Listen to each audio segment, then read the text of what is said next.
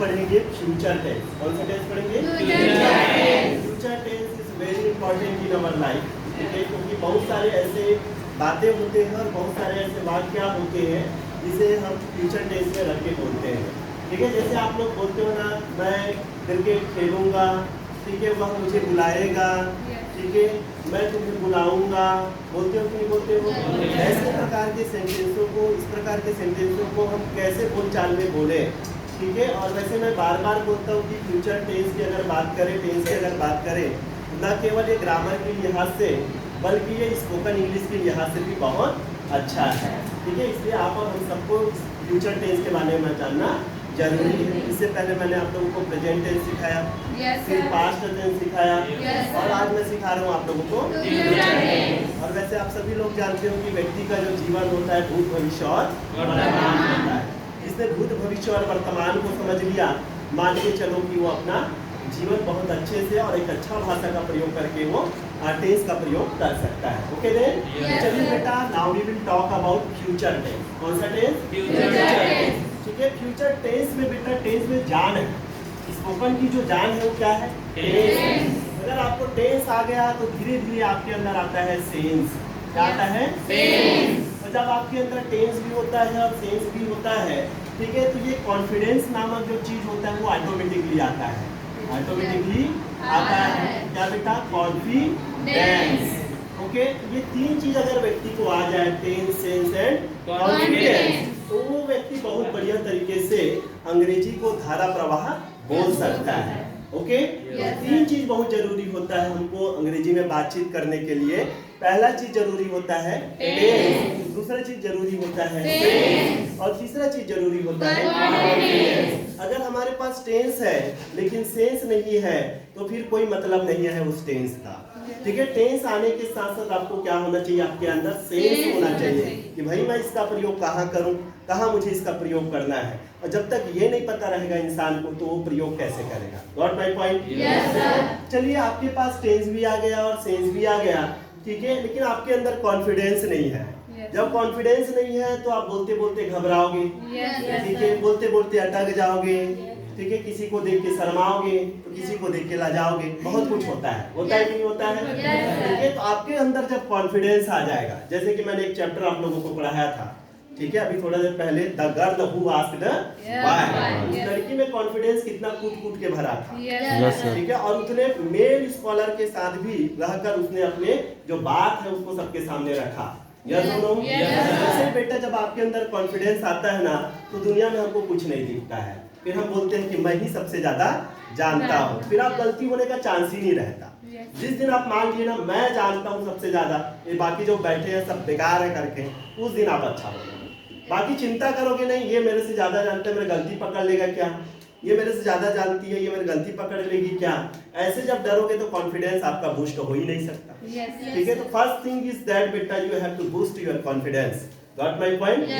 In order to speak English, it's quite necessary for all of you.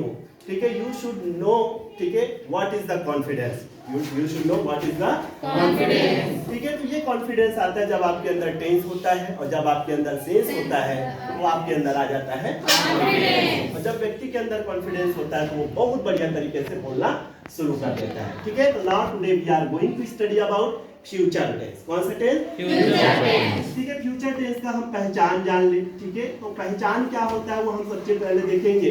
जितने भी भविष्य के हमारे प्लान होते हैं, जितने भी हमारे भविष्य के प्लान होते हैं, वही तो फ्यूचर टेंस के अंतर्गत आता है। और पहचान के लिए इसका होता है बेटा, वाक्य के अंत में गा गी गे आता है। ठीक है, गा गी गे। जैसे मैं गाना गाऊंगा, मैं तुम्हें अंग्रेजी सिखाऊंगा, ठीक है, तुम लोग अंग्रेजी सीखोगे। ठीक है, ये सब क्या है, जितना मैंने सेंटेंस बोला, क्या इन सारे सेंटेंसों का अंत गा गे गी से हो रहा है? नहीं हो रहा है। सभी बच्चों को पता है कि मैंने जितने भी सेंटेंस बोला उसका अंत किससे हो रहा है? गा गे गी से हो रहा है। Is that clear? इसका पहचान क्या होगा बेटा? वाक्य के अंत में गा गी गे क्या आएगा? गा गी गे, गा गी गे। जैसे कि जाएगा जाएगी जाएंगे, खेलेगा खेलेगी खेलेंगे, ठीक है, हंसेगा हंसेगी हंसेंगे, ठीक है, दौड़ेगा, दौड़ेगी, दौड़ेंगे। ठीक है, बस इतना ही बोलना है, ये सब आप जानते हो। मैं लिखूंगा, मैं लिखूंगी, हम लिखेंगे। यस और नो? ठीक है, मैं लिखूंगा, तुम लिखोगे। हम लिखेंगे, वे लिखेगा, वे लिखेंगे। ठीक है, वह लिखेगा, वह लिखेगी। ठीक है, इस तरीके से आप लोगों को बिल्कुल आपको इशारे के साथ भी बोलना है।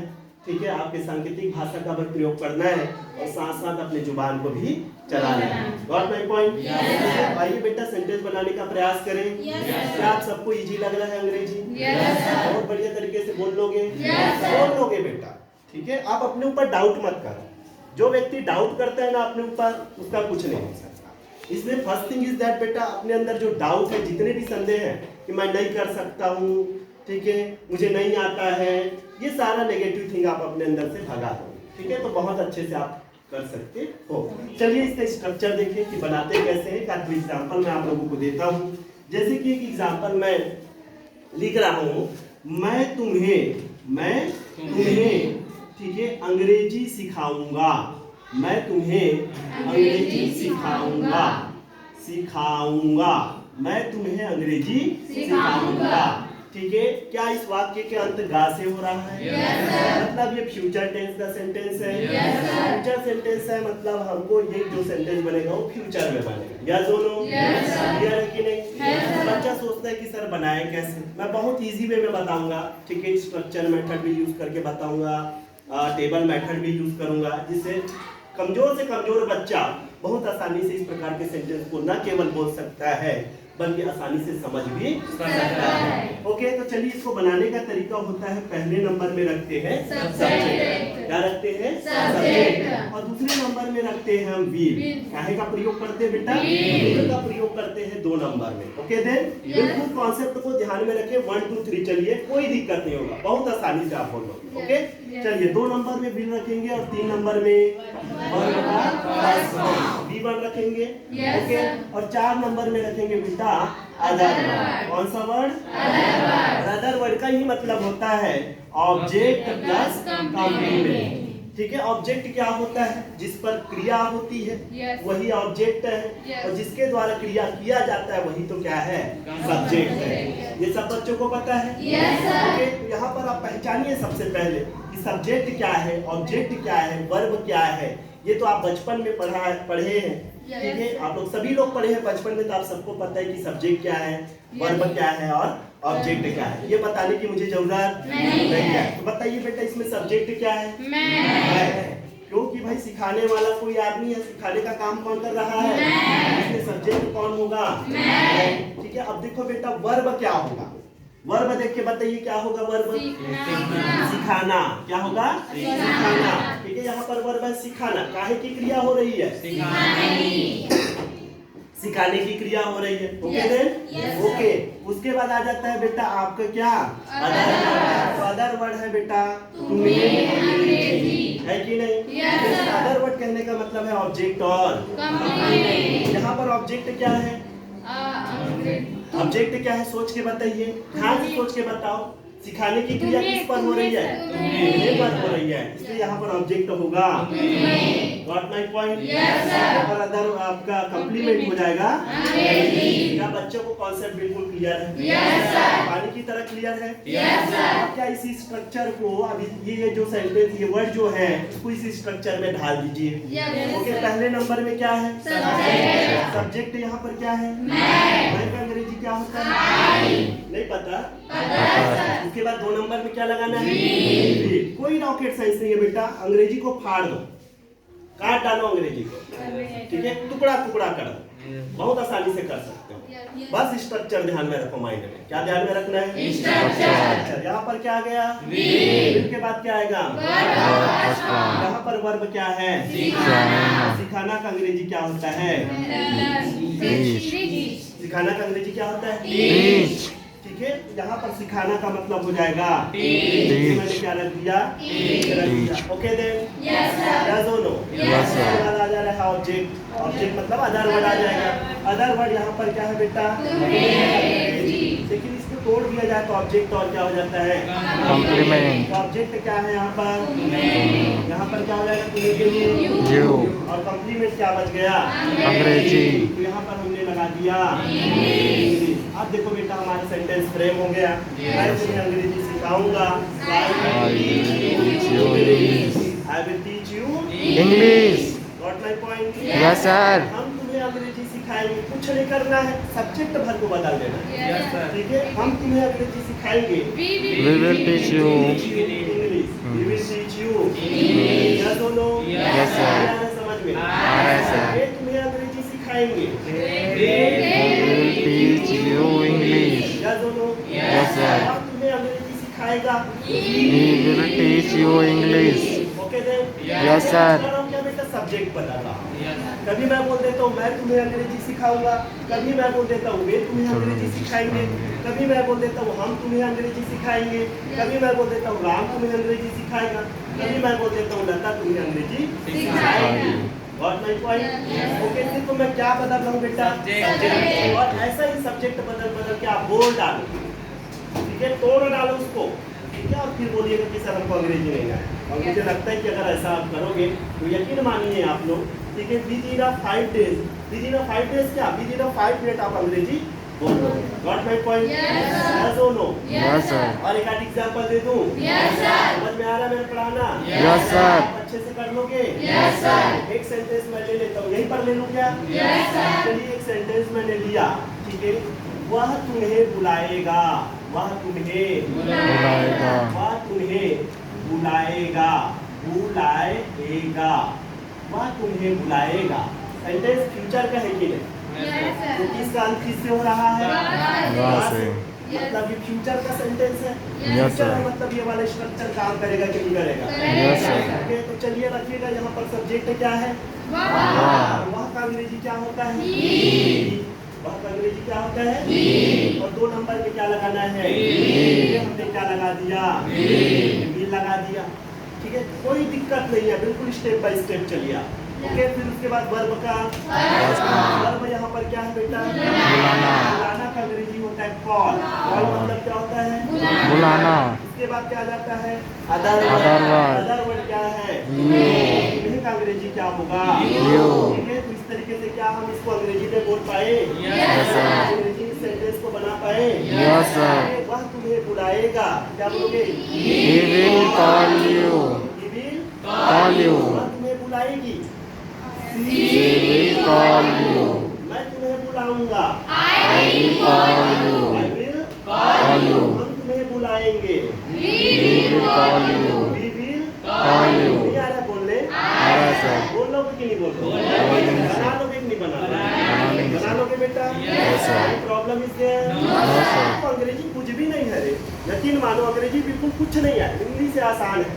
आप हिंदी सोच लेते हो ना, अंग्रेजी भी आप सोच लो, ठीक है, बस इसके लिए जरूरत है तो क्या है कि प्रैक्टिस, क्योंकि प्रैक्टिस मेक्स मैन परफेक्ट, ठीक है, without practice you can't do anything in your life, not in your life in this world. Got my point? Yes, sir। If you want to speak in English, so it's quite necessary for all of you, you make a practice again and again and again. बार बार आपका क्या करिए? Practice करिए, Practice। ठीक है, you make a mistake doesn't matter, ठीक है, always think what we are speaking that is right, don't think what we are speaking that is wrong, okay then? Yes, sir। बिल्कुल बेटा, आप जुबान खोलिए तो सही, तो निश्चित तौर पर आपको अंग्रेजी आपकी जुबान से निकलेगा। तो आज मैंने आप लोगों को सिखाया फ्यूचर टेंस का कौन सा Yes, sir। सेंटेंस? Affirmative ठीक sentence। है, ये कई बार एग्जाम में भी आता है बेटा, make affirmative sentence in future tense, ठीक है, तो हमने आज आप लोगों को सिखाया क्या? फ्यूचर टेंस का अफर्मेटिव Affirmative सेंटेंस। sentence। 6 प्रकार का सेंटेंस बताता हूँ आप लोगों को। Yes, sir। पहला प्रकार का सेंटेंस आपको सिखाया वो कौन सा सेंटेंस है? कल मैं आपको नेगेटिव सिखाऊंगा, ठीक है, परसों इंट्रोगेटिव सिखाऊंगा, ऐसे धीरे धीरे करके पूरा आप लोगों को सिखा दूंगा, ठीक है, और आप लोग बहुत अच्छा से कर लोगे। आई होप सो कि ये कॉन्सेप्ट आप सभी को क्लियर है। और एग्जाम्पल की जरूरत है क्या? और एग्जाम्पल की जरूरत है? छोटा छोटा सेंटेंस लीजिए, आप अपनी अंग्रेजी बोलने की शुरुआत छोटे सेंटेंस से कीजिए, ठीक है, मैं खेलूंगा, मैं जाऊंगा, मैं पढ़ूंगा, मैं लिखूंगा, मैं देखूंगा, ठीक है, मैं कोशिश करूंगा, ठीक है, ऐसे कोशिश कीजिए। व्हाट माय पॉइंट, मैं कोशिश करूंगा, क्या बोलोगे, आई विल ट्राई। तुम कोशिश करोगे, You will try. हम कोशिश करेंगे, We will try. वे कोशिश करेंगे, They will try. वह कोशिश करेगा, We will try. वह कोशिश करेगी। She will try. What my point, Yes, sir. Ram कोशिश करेगा, Ram will try. लक्ष्मण कोशिश करेगा, Lakshman will try. लता कोशिश करेगी, Lata will try. आरग नहीं आ रहा है, आ रहा है सर। बस इतना ही तो बोलना है आपको, भारी चीज थोड़ी है। क्लियर है? Yes, sir. भाई कोशिश करेगा, Mother is try. यस, तुम्हारा भाई कोशिश करेगा, Your brother will try. हमारा भाई कोशिश करेगा, Our brother will try. उनका भाई कोशिश करेगा, Their brother will try. Okay, उस लड़के का भाई कोशिश करेगा, ब्रदर विल ट्राई, इस लड़की का भाई कोशिश करेगा, brother will try. और ऐसे ही सब्जेक्ट बदल बदल के आप बोलिए, ठीक है, तो बहुत अच्छा आप कर लोगे। ठीक है, मैं जाऊंगा, आई विल गो, ठीक है, मैं खाऊंगा, आई विल ईट, ठीक है, तुम देखोगे, यू विल सी, तुम इंतजार करोगे, यू विल वेट, ठीक है, तुम समझोगे, यू विल अंडरस्टैंड, ठीक है, तुम सीखोगे, यू विल लर्न, तुम बोलोगे, यू विल स्पीक। Speak. तो ऐसे आप छोटे छोटे सेंटेंस को छोटा छोटा बनाइए, ज्यादा बड़े मत बनाइए, ठीक है। जब आप छोटे छोटे के साथ कदम उठाओगे तो एक दिन ऐसा आएगा कि बड़ा बड़ा सेंटेंस ऑटोमेटिकली आपके दिमाग से निकलेगा। गॉट माय पॉइंट, कॉन्सेप्ट समझ में आया? नहीं आया समझ में? Okay, thank you so much.